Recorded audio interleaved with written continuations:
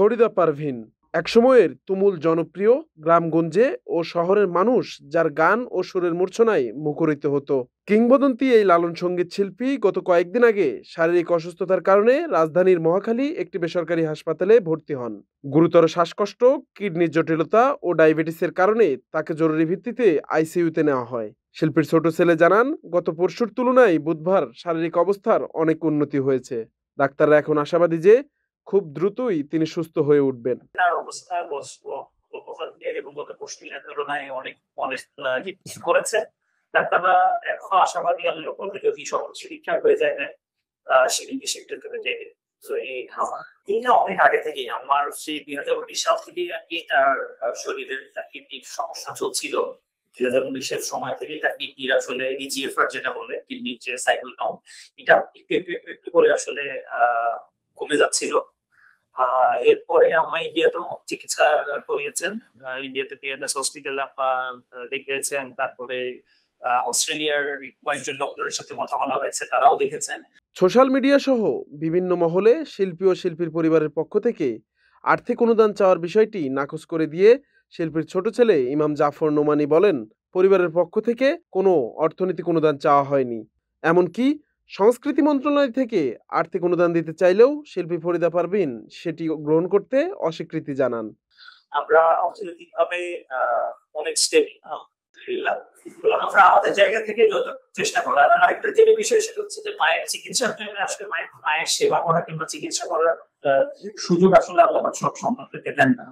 আমাদেরকে যেহেতু আল্লাহ এই সুযোগটা দিয়েছেন, আমরা তার জন্য যতটুকু সম্ভব, যতটুকু দরকার সেটা আমরা আমাদের সর্বোচ্চ দিয়ে করছি। আর্থিক অনুদান চাওয়ার যে ব্যাপারটা, এটা আসলে আমাদের পক্ষ থেকে কখনোই যায়নি এবং এটা আমার কখনো বলিও নাই। আমার আশেপাশের কিছু মানুষজন যারা আছেন, আমাদের ফাউন্ডেশনের যেসব লোকজন আছেন, এনারা আসলে আমি জানি না যারা বেশিরভাগ জায়গা থেকে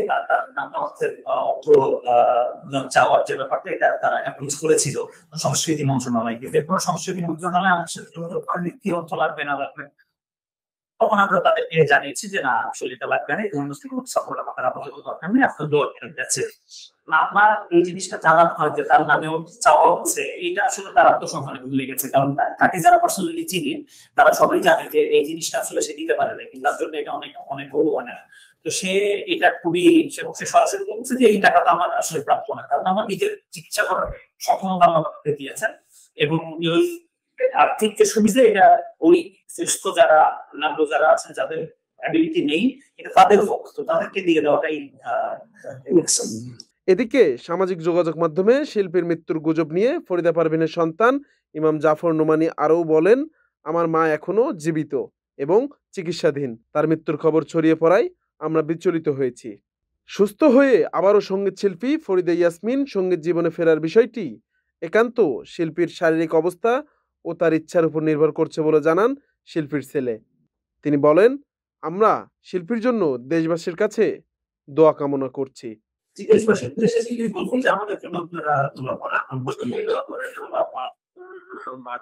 চিকিৎসার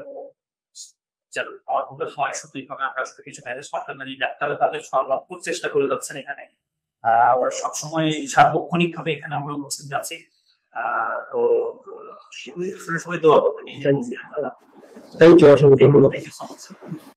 হাবিব হাসান মোহন, দৈনিক মানব জমিন, ঢাকা।